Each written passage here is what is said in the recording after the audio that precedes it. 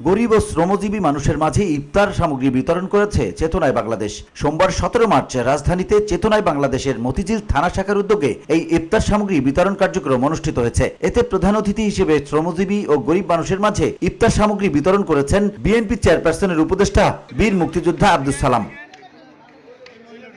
সংগঠনের প্রতিষ্ঠাতা সভাপতি প্রকৌশলী ফয়সাল সালাম সাগরের সার্বিক তত্ত্বাবধানে ও নির্দেশনায় এগিয়ে যাচ্ছে মুক্তিযুদ্ধের চেতনায় বিশ্বাসী একটি অরাজনৈতিক সংগঠন চেতনায় বাংলাদেশ।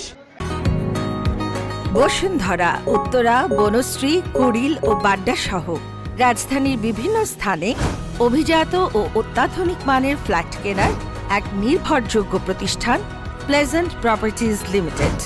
তাই আপনার স্বপ্নের আবাসনের জন্য আজই যোগাযোগ করুন। Pleasant Properties Limited, where destiny matches eventually. এতে অংশ নিয়ে আব্দুস সালাম বলেন, চেতনায় বাংলাদেশকে ধন্যবাদ, তারা আজকে রমজান মাসে বিভিন্ন গরিব মানুষের মাঝে ইফতার সামগ্রী বিতরণ করছে। রমজান মাসে বিভিন্ন গরিব মানুষের মাঝে যে ইফতার বিতরণ করছে সেটার জন্য তাদেরকে আমি ধন্যবাদ জানাই।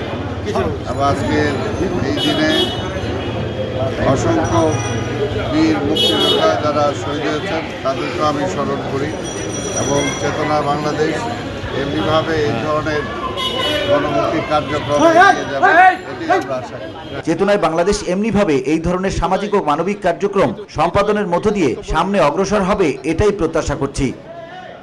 BOD Bangla news desk.